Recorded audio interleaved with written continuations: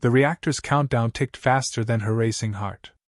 Captain Mirasato gripped the helm, the cold metallic surface biting into her palms.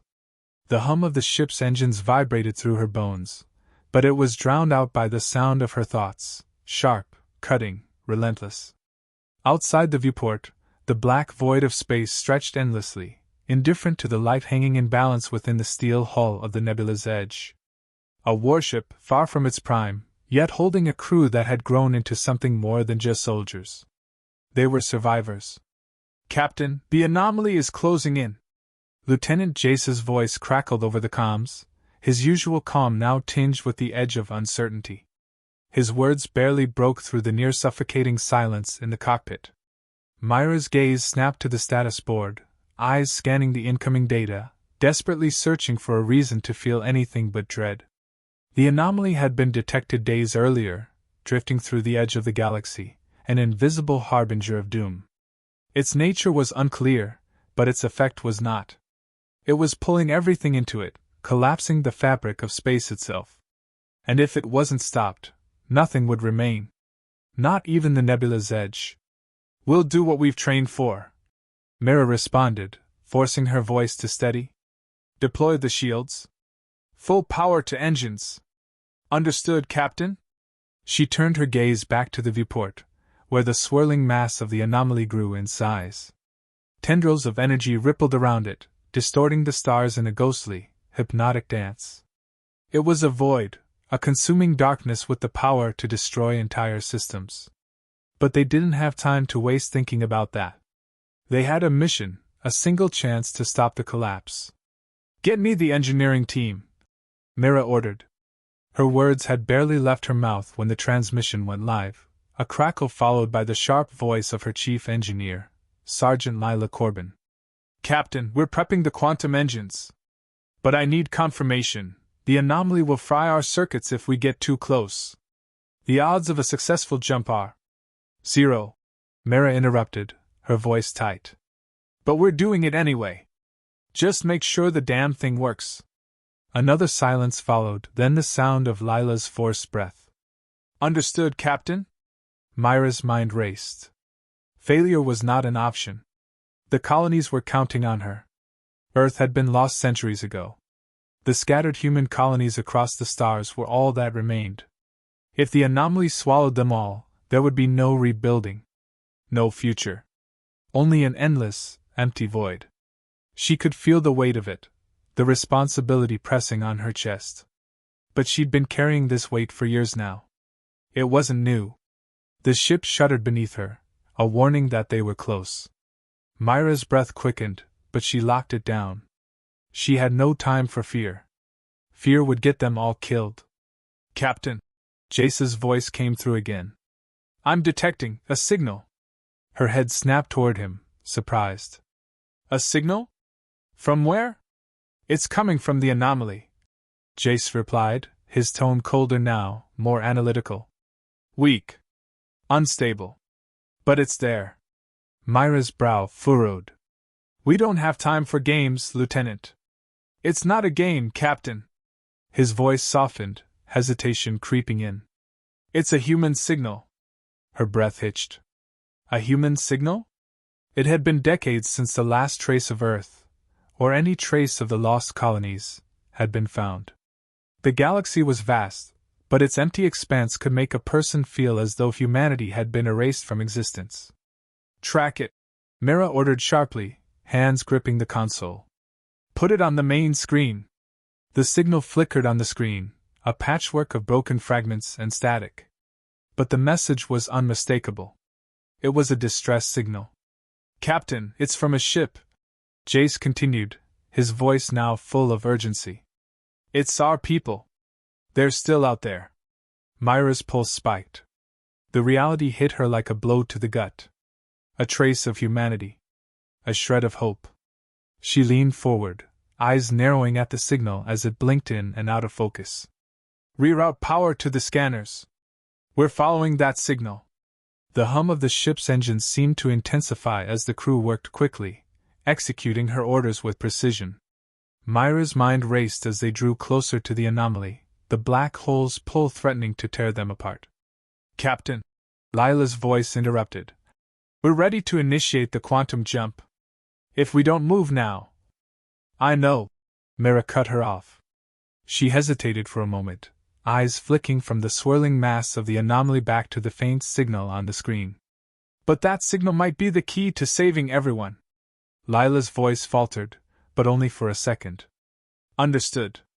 The ship lurched, the engines growling with power as the jump initiation began. Myra's fingers flew over the control panel, her eyes locked on the impending disaster. The countdown on the reactor ticked down, closer to 0. Just as the nebula's edge approached the edge of the anomaly, a blinding flash of light filled the cockpit. Myra's world went white. Her heart stopped. When the light faded, everything had changed.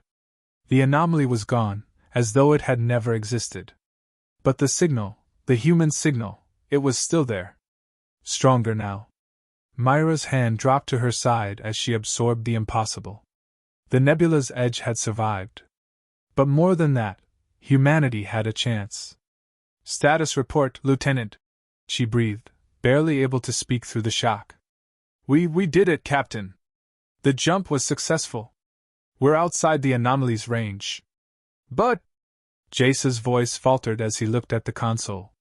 We're not alone.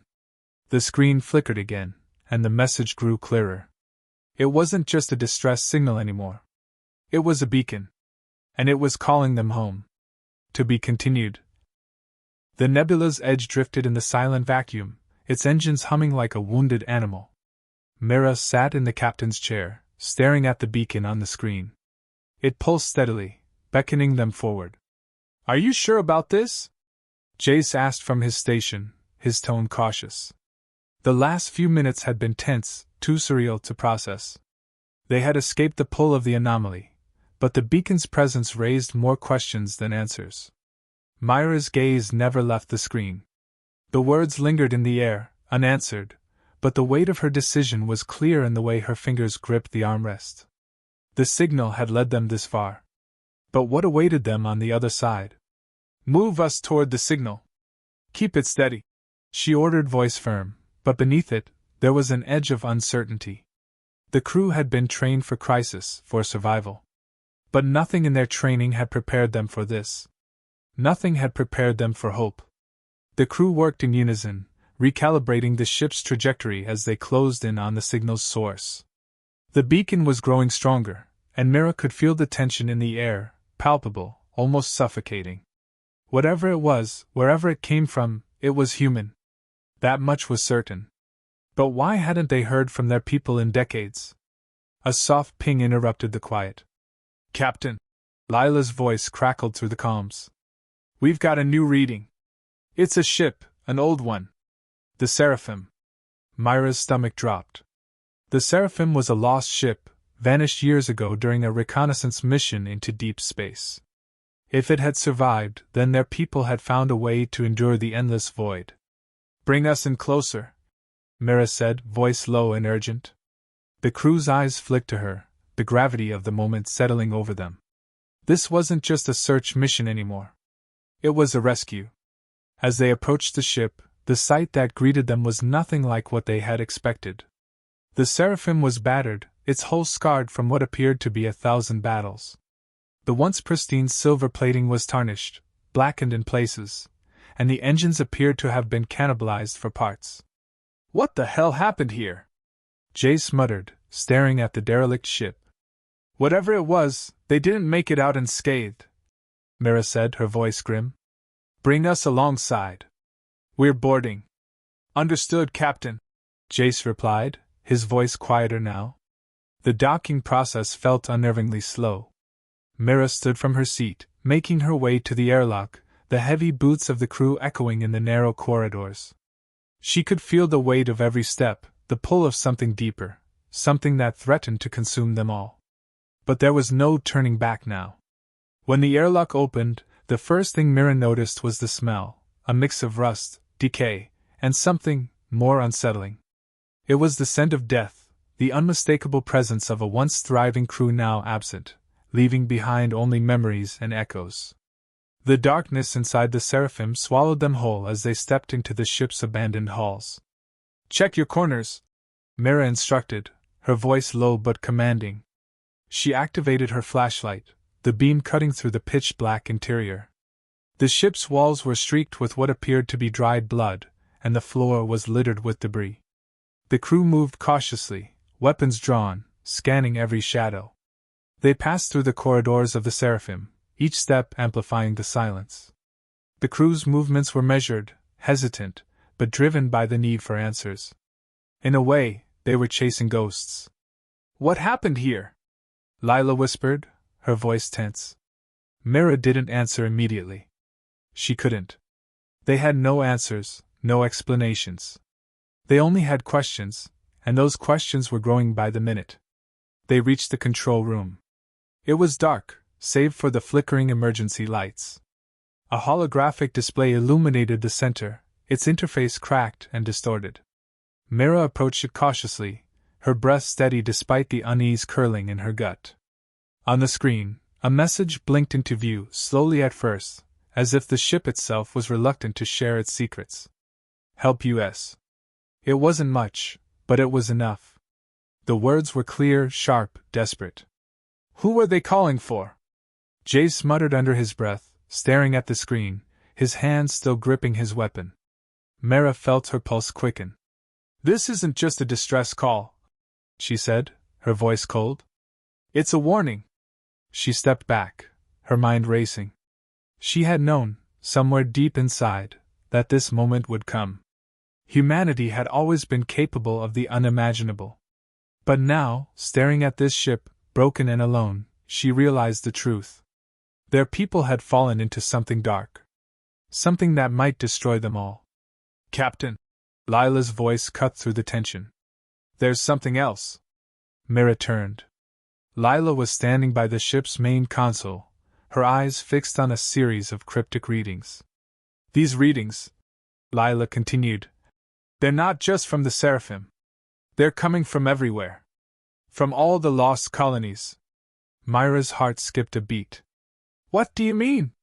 "The signal is spreading. It's like..." Lila paused, searching for the right words. "It's calling." Mira felt a chill run through her. The realization hit her like a wave. This wasn't a one-time message. This was a network. A network of distress calls from across the galaxy. Humanity's survivors were reaching out, together, and yet apart. The words on the screen blinked again, "Help US." But this time, it felt different. Not just a plea, it felt like a summons. The crew exchanged uneasy glances. Mira swallowed the lump in her throat. "Prepare for immediate departure," she ordered, voice tight. "We're following the signal." As they moved back to the docking bay, the silence was deafening. It wasn't the silence of an empty ship. It was the silence of a future uncertain, a future that might already be slipping from their grasp. And somewhere, in the dark corners of the galaxy, the true danger was waiting for them.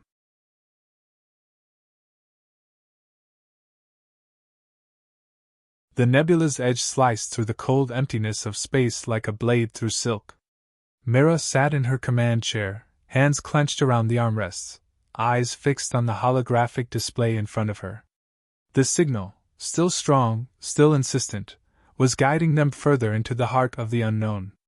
They had followed the path from the Seraphim, traced the faint pulse of a beacon that now stretched across the stars like a thread leading them deeper into something they weren't ready to face. "Captain," Jace's voice interrupted her thoughts. "We're approaching the coordinates. It's a station. But it's not like anything we've seen." Myra's heart skipped. She had suspected as much. This wasn't just a call for help.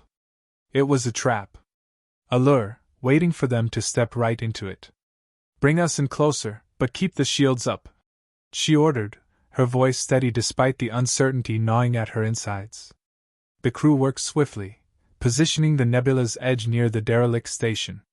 Mira watched it unfold on the view screen, an enormous structure, a ghost of an ancient civilization. It seemed abandoned, but there was no mistaking the flickering lights that pulsed at its core. The beacon, now growing more insistent, was emanating from within. "This is it," Mira muttered. What the hell happened here? She turned to Jace, whose face had gone pale under the dim lights of the cockpit. We're going in.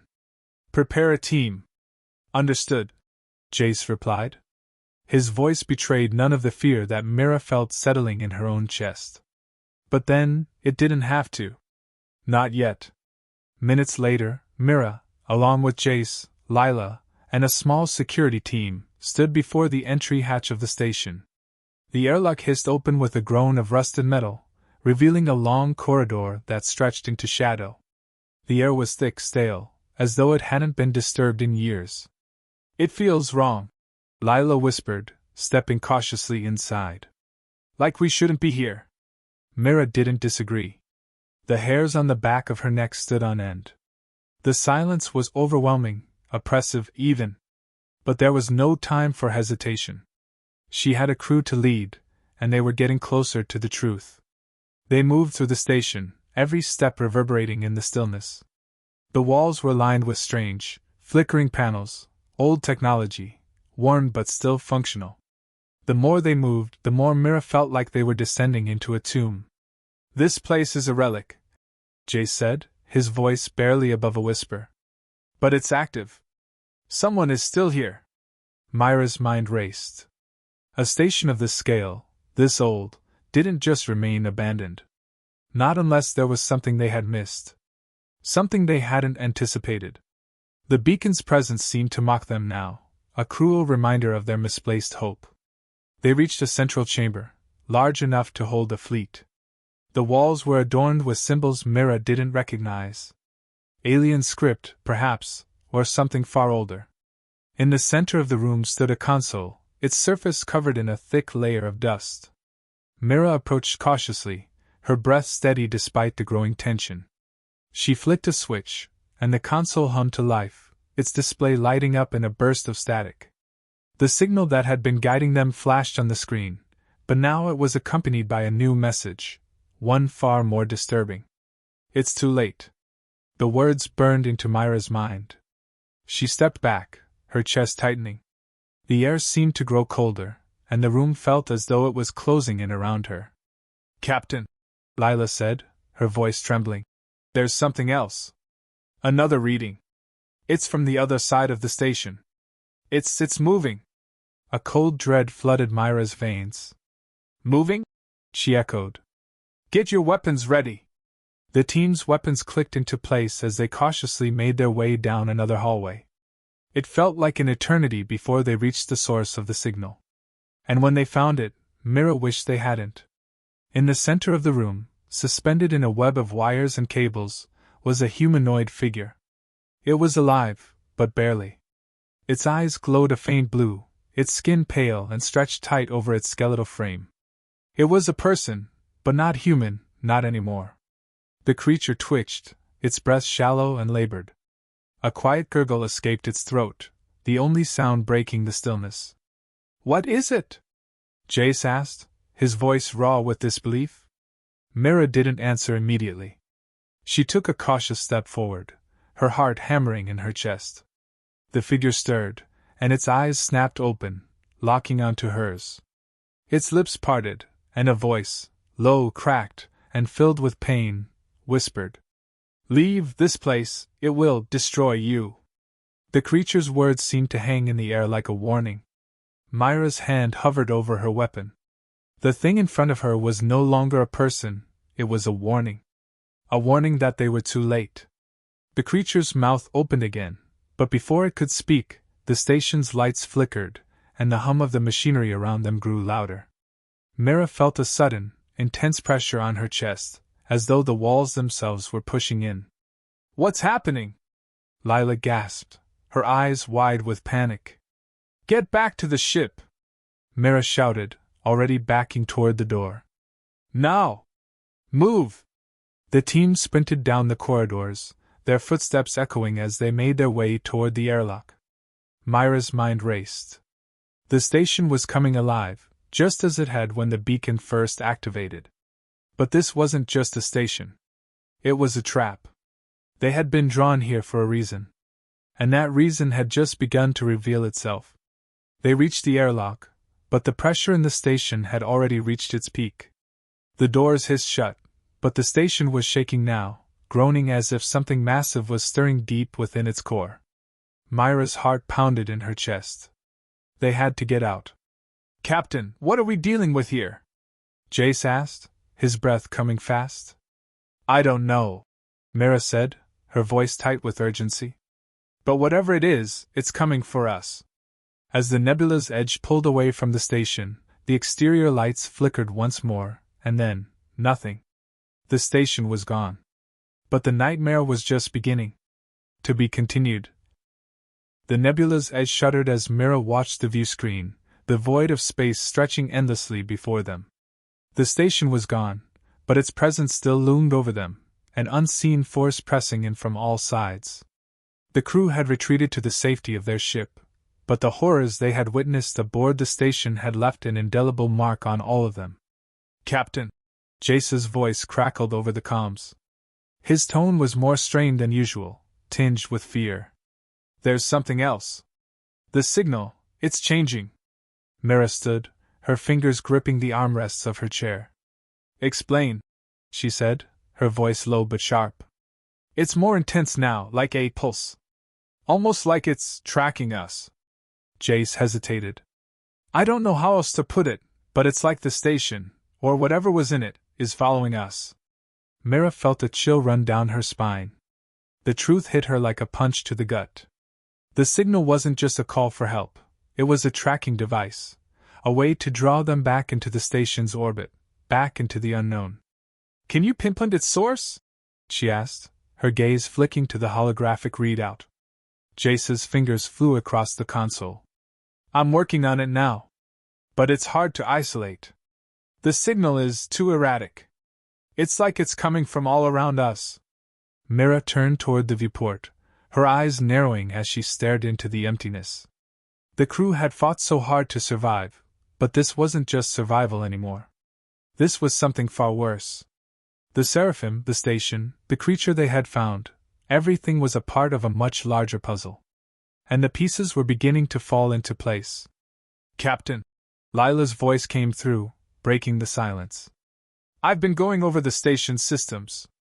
There's something in the station's core. It's not just technology. It's biological." Myra's breath caught in her throat. "What do you mean?" Lila's voice shook slightly as she spoke. "The systems are fused with organic matter. Some kind of parasite, maybe? It's everywhere. In the walls, in the wiring. It's as if the station itself is alive." Mira turned to face her, her thoughts racing. "Are you saying the station is sentient?" "I'm not sure. But whatever it is, it's not a simple machine anymore. It's evolved. It's feeding on something, and I think it's feeding on us." A cold realization washed over Mira. This was no accident. This was no random distress call. The signal, the station, the creature, they were all part of an ancient, predatory system. A system designed to draw in unsuspecting victims, to trap them, consume them, and then evolve into something more dangerous. "Jace," Mira said, her voice steely with determination. "Get us out of here. We need to go back to the nearest colony." Jace looked up, his face pale. "We can't just run, Captain. The signal, it's not just following us. It's already spread to the colony." Myra's heart sank. "What do you mean, it's spread?" "I mean it's affecting their systems. The readings are off the charts. If we don't stop it now, the entire colony could fall." The weight of her decision pressed down on Myra's chest. There was no more room for hesitation. There was no more time for wondering whether they could survive this. It was time to make a choice. A hard one. "We're going back," she said firmly. "Set a course for the colony. Prepare for combat. We're going to end this." The crew moved swiftly, each one falling into the rhythm of action. Mira stood at the helm, her gaze never leaving the stars outside. She knew what they were up against. They weren't just fighting to survive anymore. They were fighting for humanity's future. They were fighting for their very existence. As the ship jumped into hyperspace, Myra's thoughts drifted back to the creature they had found in the station. It had been a warning, but it had also been something else, a symbol of the horror they had unleashed. The creature had begged them to leave. But it was too late. They were already in too deep. The colony came into view, a sprawling, lifeless mass of buildings and structures, once vibrant and full of life. Now it was dark, quiet, and foreboding. Mira felt a knot tighten in her stomach. What had the station done? What had it turned this place into? "We're on approach," Jace called out, his voice tense. "Keep your distance," Mira ordered. "Get the weapons systems online. We don't know what we're dealing with." The ship slowed as it neared the colony. Myra's hand hovered over the controls, her heart pounding in her chest. There was no turning back now. They had to finish this. They had to stop whatever had begun, before it consumed them all. As they entered the atmosphere, the comms came alive with static, followed by an eerie, distorted voice. "You were warned. It is too late." Myra's blood ran cold. The voice, was it from the creature? From the station? She didn't know. All she knew was that the horror was here. The colonists, the survivors, the lost ships, they were all connected by the same force. The voice spoke again, this time louder, clearer. "We are the Harvesters. You will join us." With a final burst of speed, the nebula's edge touched down on the colony's surface. Myra's team was already suited up, weapons in hand, ready for whatever awaited them. They had no choice now. They had to face it head on. As the airlock hissed open, Mira felt a cold wind rush over her. The colony was a ghost town. Empty streets, abandoned buildings. But there were signs of something worse, something lurking in the shadows. "Stay sharp," Mira whispered to her team. They moved cautiously, every footstep echoing in the silence. The deeper they went, the more the sense of dread grew. It was here. Whatever had been waiting for them, it was here now. And Mira knew that this was just the beginning.